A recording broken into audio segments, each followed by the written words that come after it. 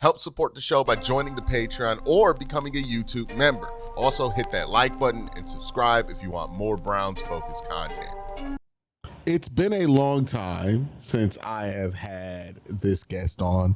Such a long time that, I think we're repping different companies now, right? At this point, you are now with Browns Film Breakdown. I think the last time we talked, you were still with OBR. Yep. Ladies and gentlemen, Brad Ward. We used to host the show last year together, so we were in regular contact, but haven't been able to really get in contact that much this year. Super excited to have you on here, Brad. How's everything been with you, man? Man, I'm awesome. Thrilled to do this with you, though. We had so many in-depth conversations over that while we were doing that show, and then when we've seen this all play out, you know what I mean? We kind of like time capsule all that stuff. It would be pretty. We were hitting on all the, we were having our heated debates over the quarterback room and this and that, and none of it has really mattered in the end, really. It's the Lincoln Park, right? At the end, it doesn't even matter. Yeah. I'm surprised you haven't hit me up with the victory lap about Daniel Jones so far, because you were actually open to that. I was, and I was like, not at all. I don't know if Daniel Jones is doing what he's doing now in Cleveland. I think there's a sufficient amount of evidence to suggest that he probably wouldn't. But I didn't even see him having that success in Indianapolis. I didn't even see this success. I was just hoping for a serviceable guy. And honestly, most of the credit probably goes to Shane Steichen more than anything, right?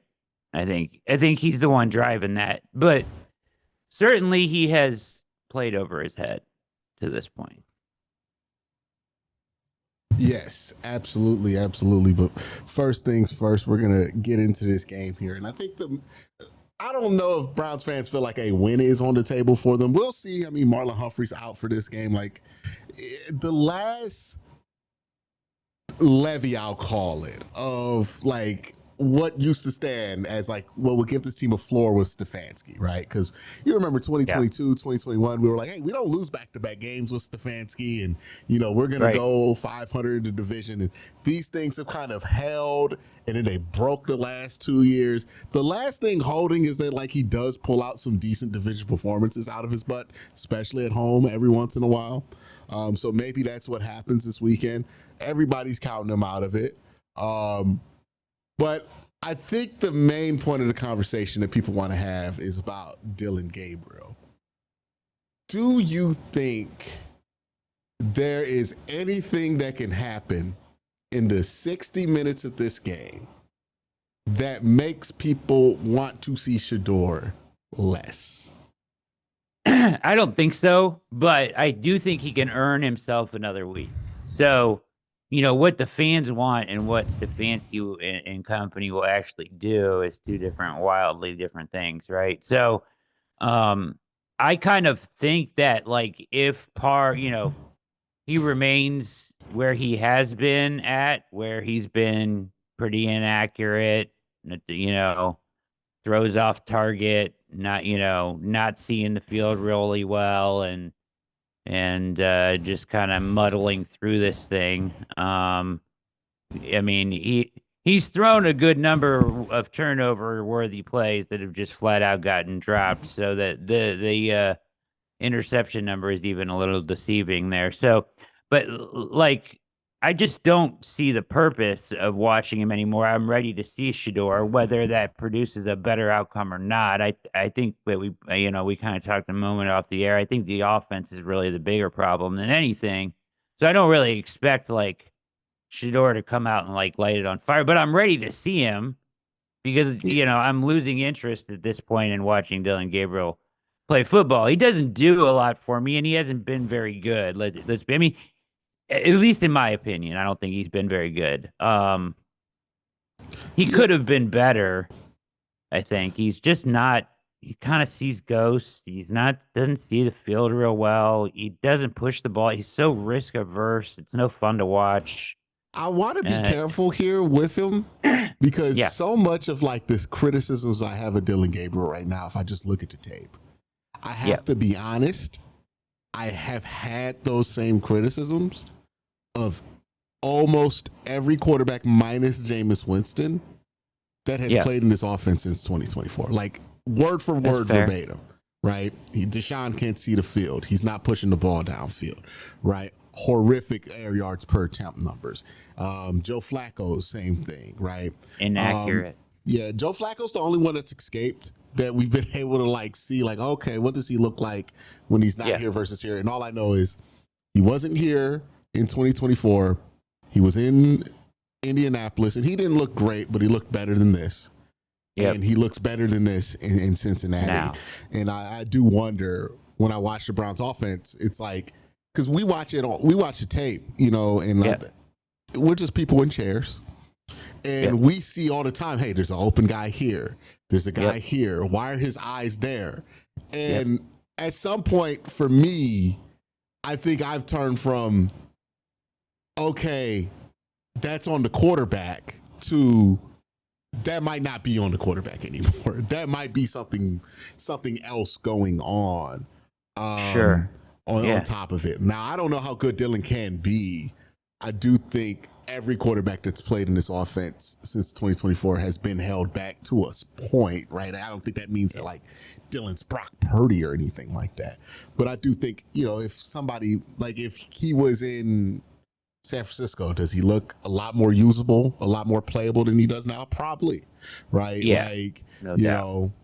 So I that's my thing is like I feel myself saying the same things over and over again about every quarterback, and at this point, I don't think I can just sit here and say it's literally every single quarterback with these same problems, and it has to be the administrator of these tasks, which is Kevin Stefanski, No doubt. because this is popped up with everybody, and I think that's the difficult part. As a fan and as people who watch it, we want some entertainment. Shadore would be a lot more entertaining just because we're all curious to see what he looks like. Right? Were the scouts right? Were the internet scouts right? Was he really a first round pick? Were the NFL scouts right? Is he more of a day 3 guy? Were the Browns right for benching? Like, so many fun questions can be answered by watching him play that we can't get while he's on the bench. But I can't expect a football team to operate what's in the best interest for my entertainment, right? Like that's Sure. kind of the balance I have to strike. And if you're them and they also, I would have to imagine, recognize this pattern, how do you justify benching a player for doing what seems to be the offense that they want him to run? So like that's yes. I don't know how they handle that.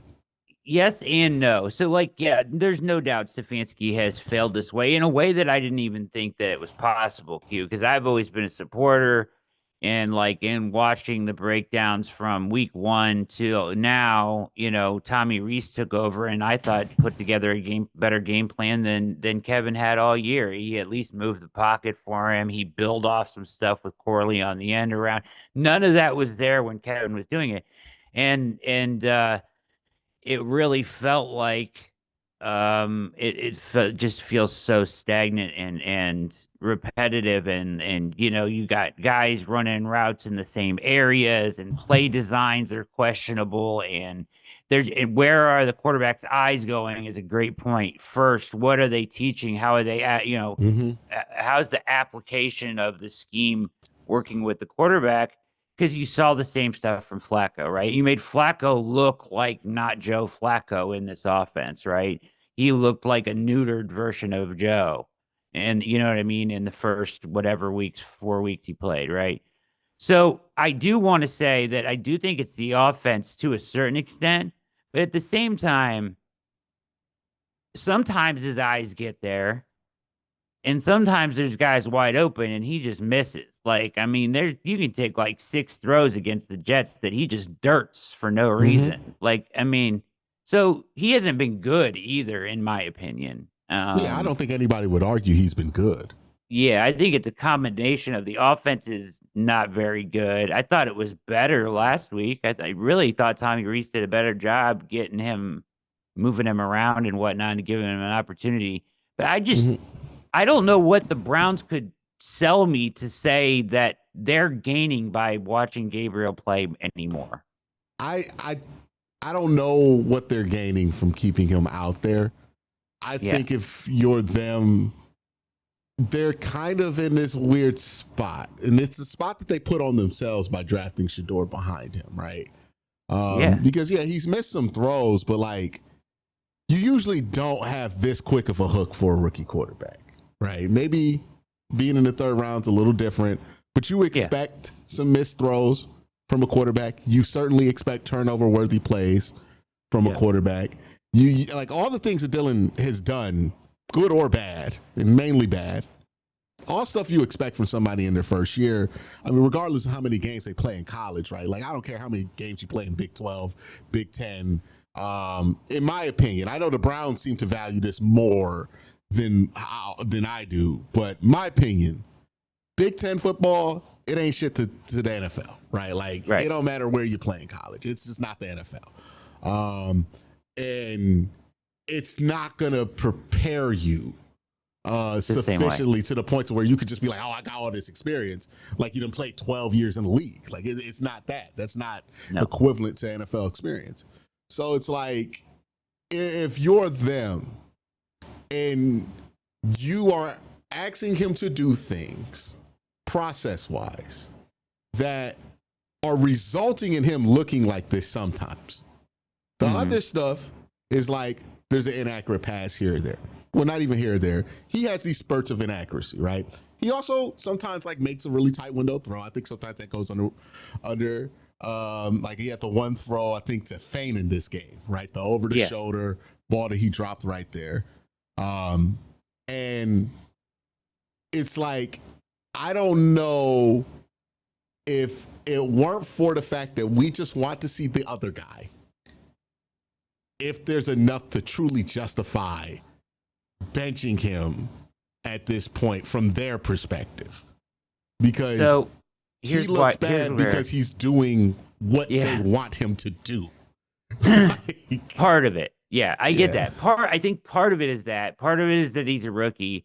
Part of it is that he hasn't been very good. But here's the thing, the main thing that I would point out and say the difference is there has been like no flashes of like, oh, he really like there was a quarter where he really what kind of a flash do you expect from a third round pick though? Like, are we what kind of I don't know. This is the guy that they put in front of us. It's not my decision. I'm asking though, like we're saying he's not showing us flashes. If it were a first round pick, I'd be like, okay, I think we all have a reasonable bar for what a first round pick's flashes should look like, right? We're talking about we want to see throws that make us think that you could be a franchise guy. That can't be the same bar that we're looking at for a third round pick though, right? I don't know if he's even showing us he can be a backup in the league, though. I think he's had some throws where you could suggest, like, not your average backup makes those throws. Like, there's been a couple of throws there. Yeah. I mean, and he's, like you said, he's a rookie. But, like, my eyes tell me, and it's brutal to watch these games 3 times, right? Like, but, like, it's not fun. But, like, watching them 3 times, I'm like, I haven't seen him I thought his best game was the Minnesota game. I think he's gotten worse every week. Which was the same trend that happened with Flacco. Yeah. Well, sure.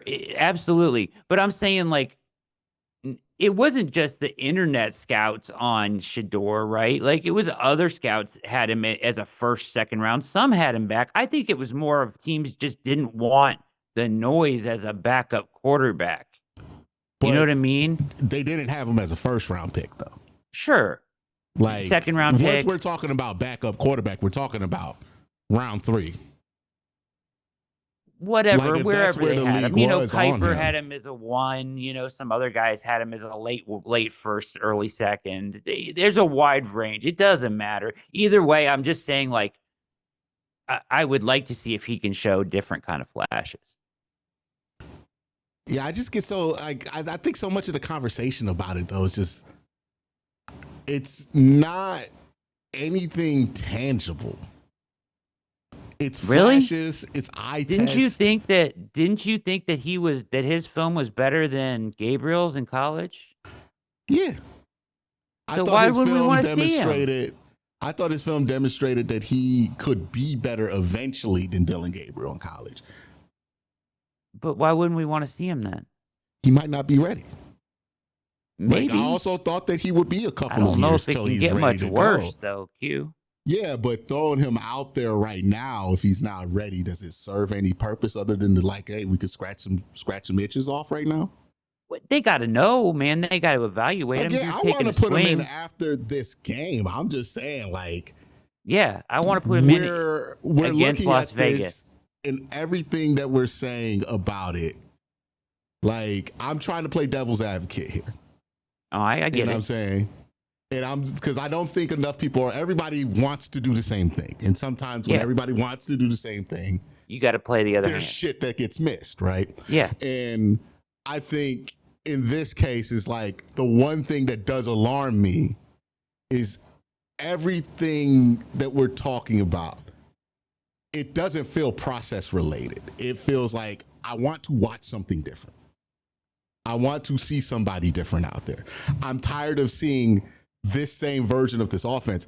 And I wonder how much of this is just a buildup of 2 years of the offense consistently looking like this. And now Dillon's the next guy in that cycle. And how much of this is actually about the process of what we're seeing right now on the field. I think that that's very fair because I think the offense is not where it needs to be. It's not good. The offensive line plays terrible. They miss little things all the time. The position players, they lead league in drops at wide receiver. You have a couple good tight ends, but it is what it is. It's not a good offense, right? And it's not a good scheme either. And so I see exactly what you're saying. Even in that scheme, though, there are answers that just flat out get missed by Gabriel. And that's maybe, once again, he's a rookie. To your point. Well, are these answers that we feel strongly that like Shadore is going to be able to find?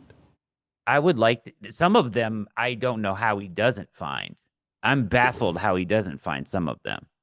I'm not denying that there's answers on tape. I look at it every week, but I just have to contend with the question of like, we thought Joe Flacco should be able to find these answers. Yeah, we thought there was something physically wrong with Joe Flacco to be able to describe why he couldn't find these answers. He goes to another team in like 6 days. He's finding answers. So yeah, I mean, it's a little bit different. I mean, he's got like 2 all-world receivers where he's targeting one guy like 26 times. Yeah. It's totally different. I mean, it's a little different. It's different because he has Jamar Chase, but the basic concept of that guy's open, you throw it to him. Yeah, that's universal. I think I agree with you that what Stefanski's doing is not good and not good for a quarterback or any offense to be in general. And it's hard for me to say that after being a supporter of him for so long, but after sitting through this year, I can't really defend it anymore. Do you know what I mean? But I also think that there are things that I think that some guys would find, and I don't know whether Shadore will find them or not, but like after this week, you got to find out if you're the Browns, right? Yeah, I just wonder, like, again, I'm all for. Is there anything this week that he could do? Yeah, like I'm all for if he wins, Shadore, but it's like if he wins this week, they're gonna play him. I question how much we can take away from anybody at this point, because like if Shadore gets in there. He's not finding the answers. I'm like, we're going to have to let it go at that point. And I think we're at the point now to where like, we're going to have to let it go. It's a wash, man. Yeah. But it's like, it's a wash. I don't know if we're really going to be able to truly say we're evaluating anything. Cause like, I think Shadore's going to get in there. I think maybe at the beginning, it looks a little better. Cause that seems to be the trend, right? First game's a lot better for these guys. And then whatever happens, whatever's going on there seems to weigh in over 4 weeks. By the time we get to week 3 or 4, we're asking what they're seeing. Yeah. It's been like the same thing every quarterback since the start of 2021. 2024, my bad. 2024. And Even I just 2023, really, at yeah. times. Yeah, well, Um, I mean, at least up until Joe Flacco at Flacco. the end of the season, right? Like Yeah. that was the hope there. That was like a Um, one-off, yeah. Even at times with Baker, where we're like, oh, Baker can't see the field, he's not seeing Yeah. stuff. Right, the longer he was with Kevin. So, there's stuff to go back to and look at. Me and Brad are going to continue our great conversation we're having, but before I continue, got to talk to you about my picks with Sleeper this weekend. All right, so it's that time where I do my picks for the week on Sleeper. Make sure you want to join the fun. You use promo code Worst Take, get a 100% match on up to $100 when you use the promo code Worst Take if you're in an eligible state. Now, my picks this week, we won last week. I'm a little confident, so I added an extra one in there just for the hell of it. Remember, when it comes to contests like this, always play them responsibly. What I think is going to happen this week, I think Lamar Jackson, they say his combined pass and rushing yards number 250. I think he'll get above that. Jerry Jeudy, I'm going with the anytime touchdown on Jerry Jeudy. I'm going with over 3.5 receptions for Jerry Jeudy. Dylan Gabriel, longest rush, 7.5. And Quincy Judkins over 2 receptions. Look, this was a tough week to come up with picks. I'm not even going to lie. Because I did not want to go with production picks because I'm not very confident in how this offense is going to look. So I tried to stick to picks that are more about, for the Browns at least, either like an individual moment, like a longest run, or things like how many times do you get a reception, right? I don't know how many yards these receptions are going to go for, but I do think that will happen. And then I threw in the anytime touchdown there for Jeudy just because, it makes sense. They've been emphasizing him more and more into the offense. It makes sense for them to get him the ball again. And then Lamar Jackson, 250 yards total. I think Lamar's probably going to have a big day here. I just don't anticipate the Browns offense to be able to keep Lamar off the field long enough to where it starts to not matter. Well, where him getting like all these extra swings at it isn't going to start mattering. So that's my picks. Let me know what you think in the comment section down below. But if you want to join the fun, make sure you join Sleeper and use my promo code Worst Take to get a 100% match on up to $100. Did you think Tommy Reese did a better job? Yeah. Do you think he could do a better job with like Shadore? Do you think he can dumb it down and like enough to like let's not like ask him to get through? Like they're asking Dillion to process the whole field, like left, right, high to low. Like, can we split the field in half? Get our best receivers I don't even in think position. they're asking Dillion to do all that. I think the biggest issue with Dillion, on top of like whatever we're seeing on tape, which I don't know how seriously to be able to take it, right? Because I just seen so much weird shit on Brown's tape over the last 2 years, so I don't trust it. Yeah. It's the game management stuff that he's poor at. Like taking a sack at the end of the first half, right? He can't be bad at that stuff, right? That's the stuff where I'm not going to have slack for him being a rookie, where it's like, no, I expect you to be able to solve that problem. I think Shadore's biggest strength when he gets in there could possibly be the fact that he just doesn't run the offense. Right. Like similar to Jameis, right? Where Jameis was just doing whatever he wants back there. Now, is Shadore going to be as good at that as Jameis? Like, it's not a guarantee because Jameis was a former number 1 overall pick. Very talented player there. Yeah. But, that's really my only thing left where it's like, well, I think the only reason Shadore maybe has some more hope here is because he's not going to be running whatever this offense has been.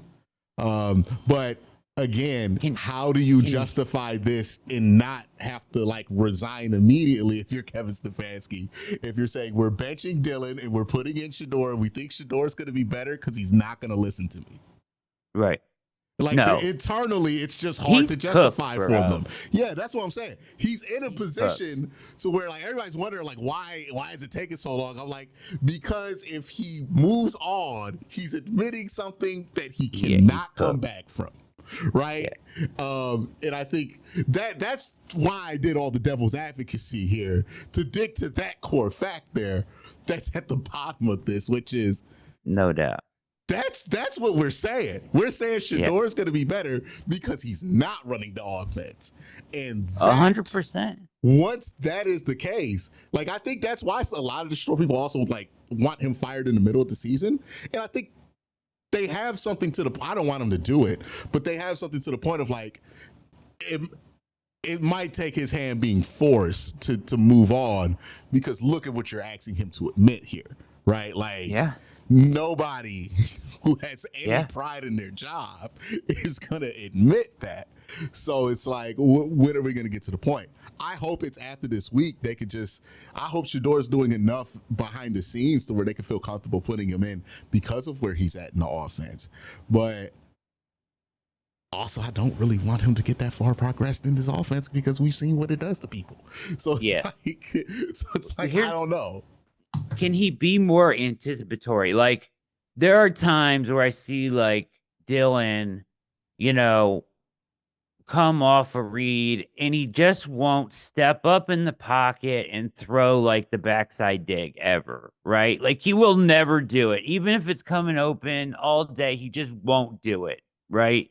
And if he just won't do it. Um, but I think Shadore would do that. I think Shadore will do that. I don't know. That's a lot to ask. So much of Stefanski's in breaking, everything is in breaking, like depends on your ability to just find that answer in these route combinations. And like I see Gabriel look at them with his eyes, but he never pulls the trigger. And I just think that Shadore will at least pull the trigger. Yeah, I think it's one thing to pull the trigger. I think it's another thing to deliver an accurate ball with anticipation Yeah. while being pressured because he didn't really Yeah. necessarily excel at that at Colorado, right? And then we're asking him to excel at that in the NFL where it's infinitely harder to work the middle of the field. Like I seriously like in my biggest concern here, right? And why I think before we do throw Shadore out there, because we're at the point where they're going to throw him out there. I think we need to reset the expectations for him because I feel like it's at a point. Like I saw a football game plan on CBS Sports talk about how Shadore's gonna get the Browns past the fucking Bills if he plays, and it's gotten to a point. It's gotten to a point where, like, one, obviously that's ridiculous, right? But it would be a significant step for Shadore if he gets this offense from 32 to 28. Like that would be significant progress. We are at the point where that's not going to be appreciated by the masses because they're expecting it to be more night and day. It should be though in this offense. And I think that's because so much of what the hyperbole that's been said about him, like it's kind of at the point to where it's ridiculous, right? It is ridiculous. And that's what I worry about is that, like, what if he gets in there and, you know, it's an upgrade, but it's not necessarily the upgrade that we're looking for. How are people going to react to that?